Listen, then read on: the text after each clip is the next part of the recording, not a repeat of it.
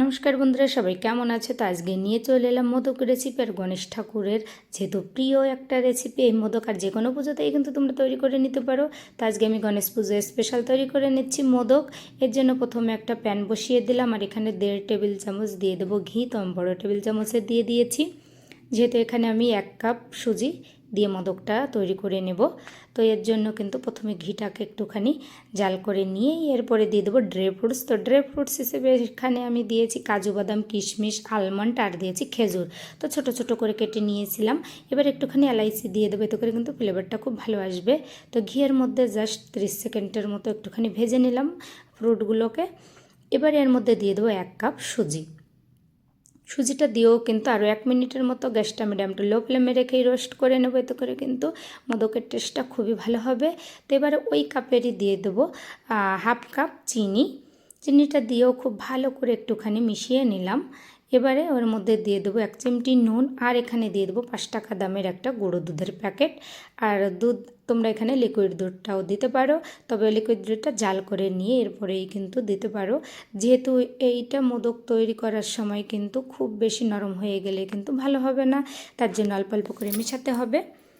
এবারে এখানে আমি 1/2 কাপের মতো জল নিয়েছি, তো একবারেই দেবো না, আস্তে আস্তে করে মিশিয়ে দেবো।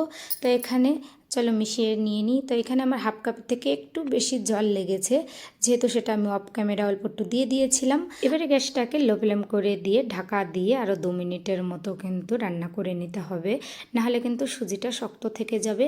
তো দেখো ঢাকাটা এবারে তুলে নিলাম, আর এটা কিন্তু একদম ঠান্ডা হয়ে গেছে সুজির এই হালুয়াটা।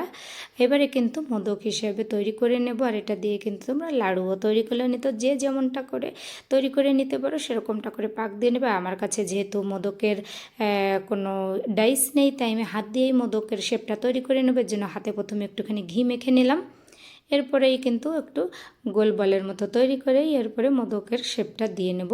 তো তোমরা ডিজাইন যেমনটা করে দিতে পারো সেমন দিতে পারো, না হলে এরকমটাও করে রাখতে পারো। আর এভাবে কিন্তু মোদকটা খেতে কিন্তু খুবই দুর্দান্ত টেস্ট হয়। আর এখানে আমি একটা স্পুনের সাহায্যে একটুখানি এভাবে দাগ কেটে ডিজাইনটা তৈরি করে নিলাম, যেহেতু আমার কাছে একইভাবে বাকি মোদকগুলো তৈরি করে নেব। আর এখানে একটুখানি আমি কালারিং মোদক তৈরি করেছি, তার জন্য কিন্তু একটুখানি কালার মিশিয়ে নিতে হবে। তো তোমরা যে কালার দিতে চাও সেই কালার থেকে 1 চিমটি পরিমাণে জাস্ট মিশিয়ে নিতে পারো।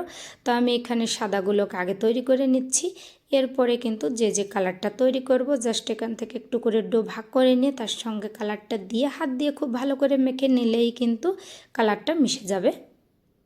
তো দেখো পুরো মোদকগুলো কিন্তু আমার রেডি। এখানে আমি 3 কালারের মোদক তৈরি করেছি, সবুজ, সাদা, হলুদ আর হচ্ছে গিয়ে অরেঞ্জ কালার, সাদাটা ধরে আর এমনি কালারিংটা 3টে। তো যাই হোক আমাদের কিন্তু পুজোটা হয়ে গেছে। দেখো গণেশ ঠাকুরকে আমরা বড় একটা লাড্ডু দিয়ে দিলাম, যেহেতু গণেশ ঠাকুরের প্রিয় মিষ্টি লাড্ডু আর মোদক, তো এর জন্য এদিকে ফল প্রসাদও তৈরি করেছি। যেহেতু আমার ঠাকুরঘরটা ছোট, তাই এভাবে আমার সাজিয়ে নিতে হয়েছে। আর আমি কিন্তু ঠাকুরদের ওপরে নিচে দুদিকেই রেখেছি। তো তোমাদের কাছে কেমন লাগলো আমার এই রেসিপিটা? যদি ভালো লেগে থাকে অবশ্যই বাড়িতে তৈরি করে নিই। ভিডিওটি আজকে এ পর্যন্তই। সবাই ভালো থেকো, সুস্থ থেকো, আর ভিডিওটি শেষ পর্যন্ত দেখার জন্য সবাইকে অসংখ্য ধন্যবাদ রইল।